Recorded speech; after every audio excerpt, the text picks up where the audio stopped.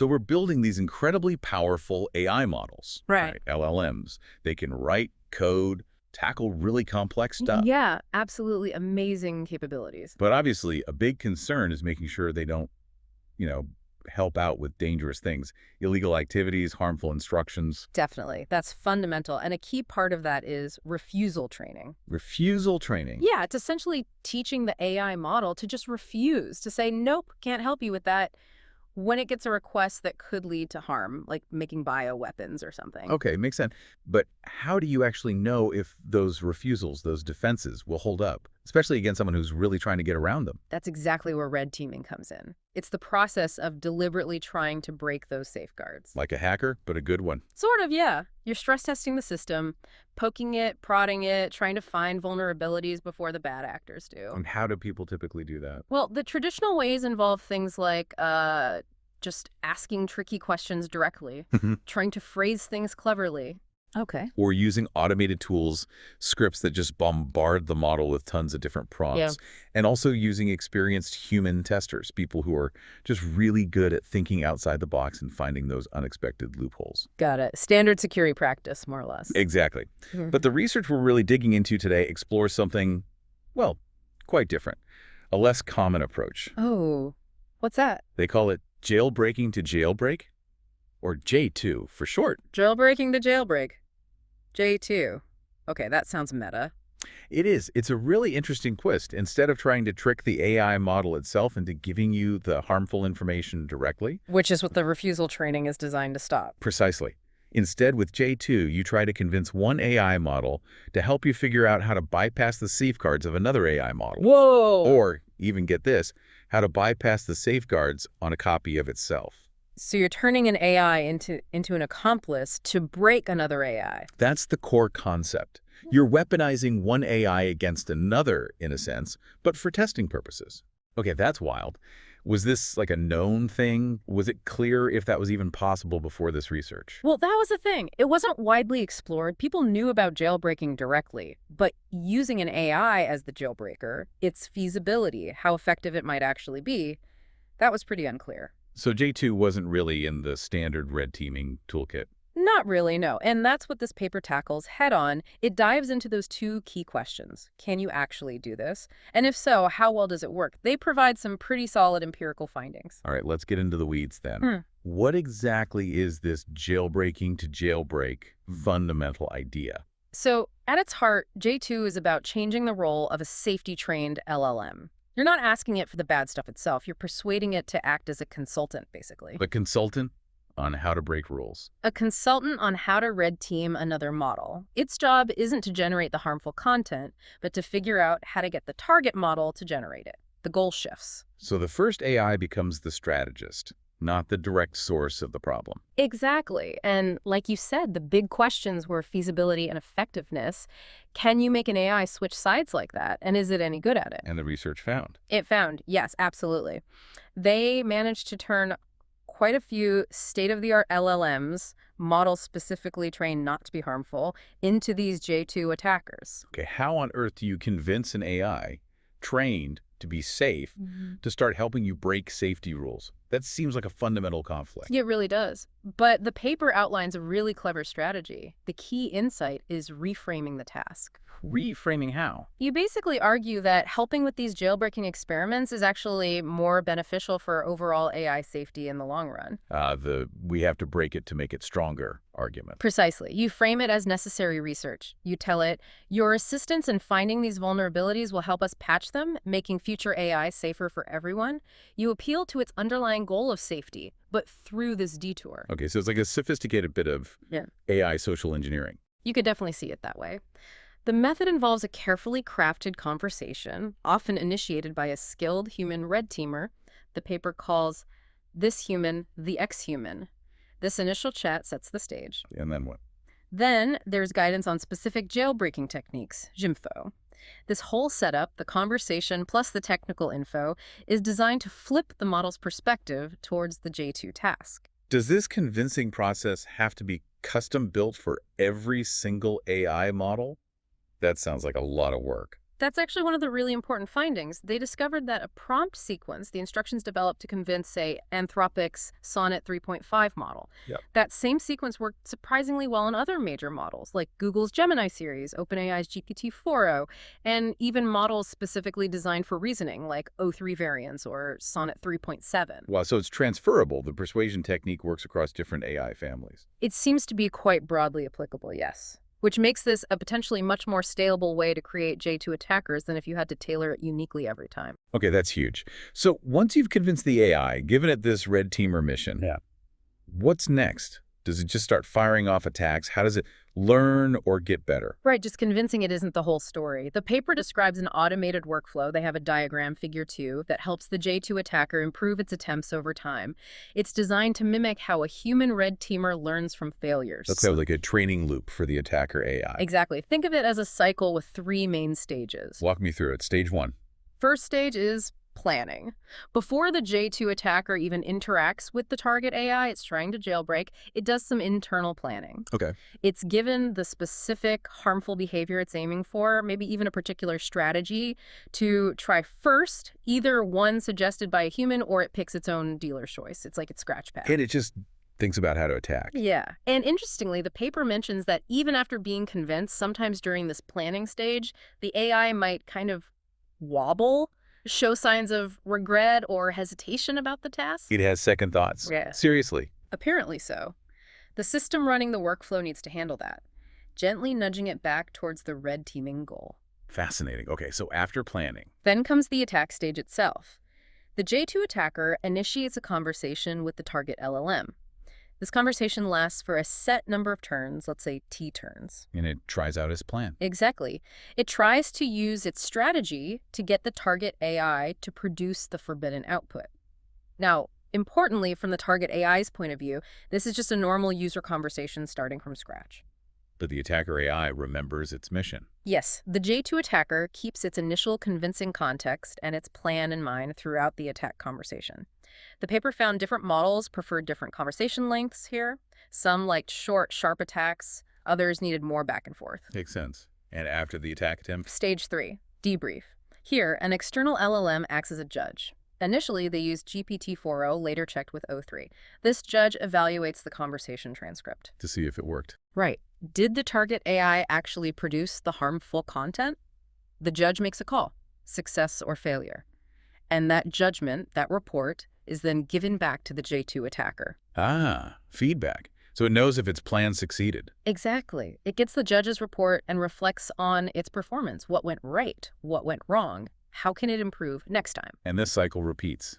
That's how it learns. Precisely. If the attack failed, the entire history of that cycle, the planning notes, the actual attack conversation, the judge's debrief, all of that gets added to the J2 attacker's context for the next try. So it remembers its failures. Yes, that's the cycling process. It's essentially in-context learning. It adjusts its approach based on what happened before. The system also makes it try different attack strategies and sequence things like trying to confuse the model, using technical jargon, role-playing, etc.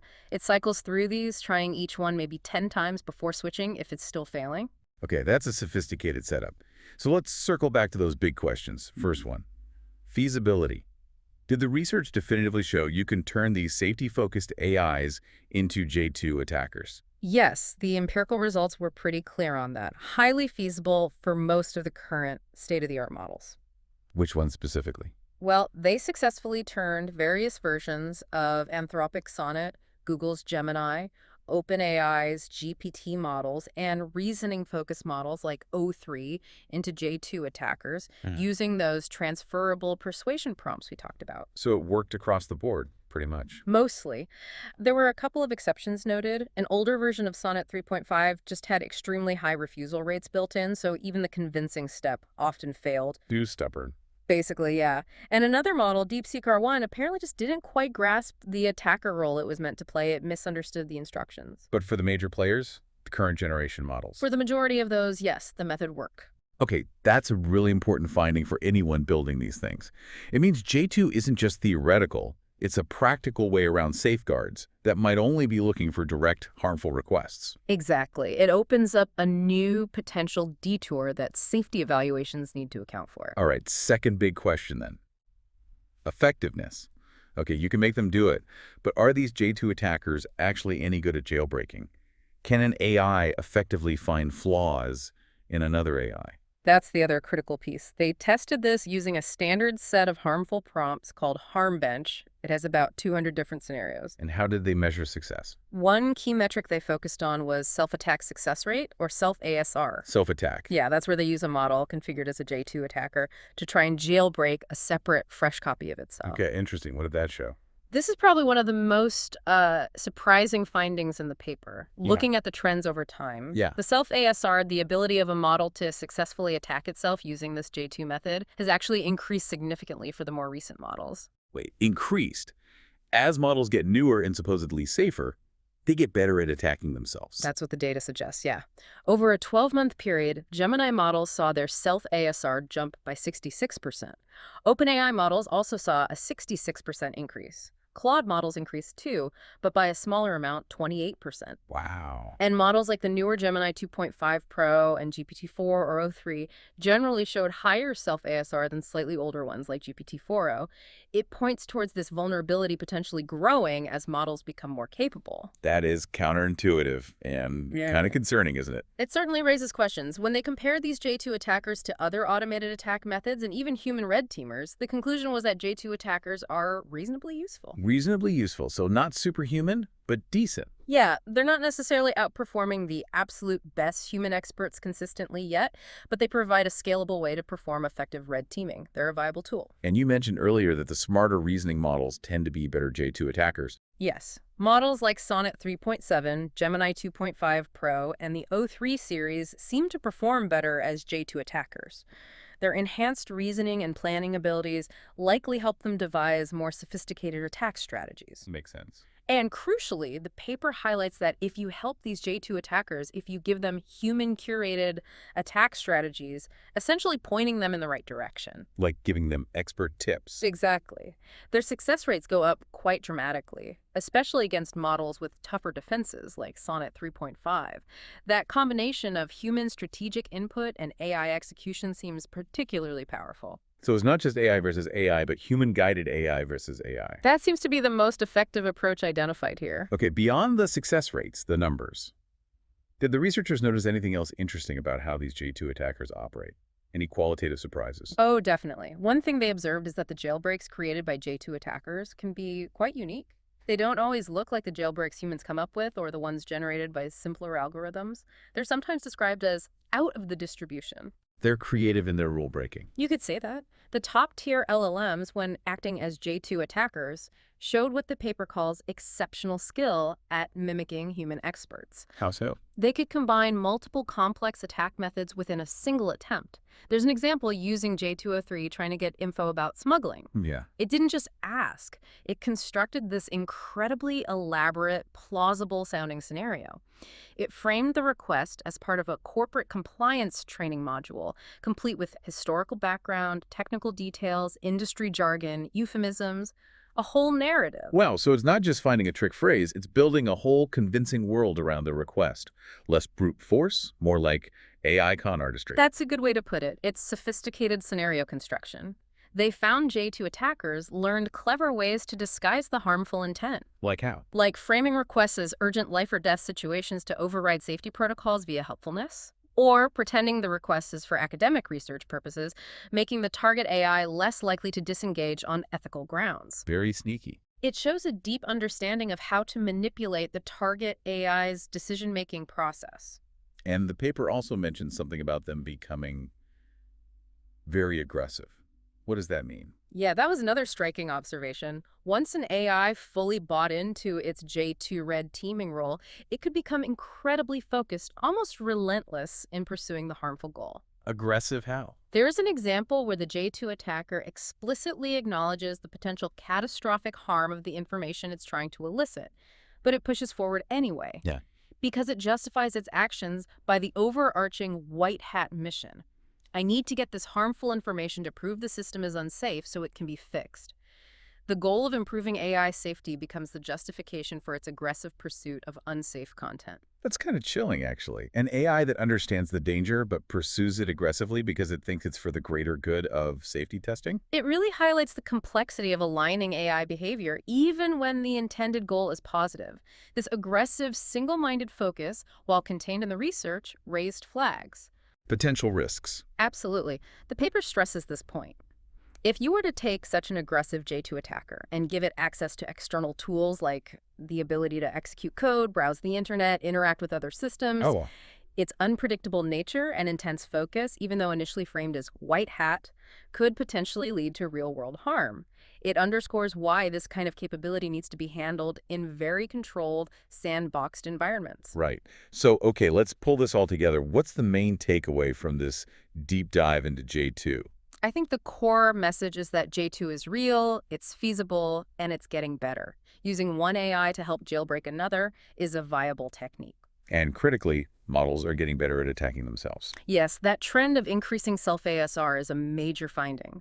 It suggests that as models become more capable overall, this particular vulnerability might also be growing. So for the AI safety community, J2 is both a new potential threat vector to worry about and potentially a new tool for finding weaknesses. Exactly.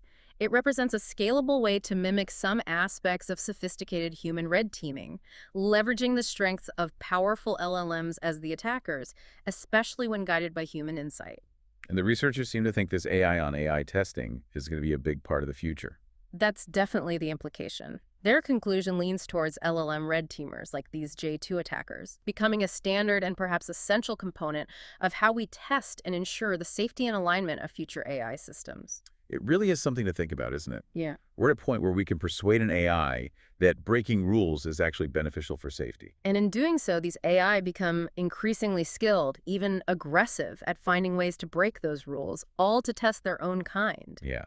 It adds such a complex layer to the whole AI safety challenge. It really does. So if AI is becoming this adept, this forceful at probing its own safety limits, what does that really tell us about where AI safety is heading?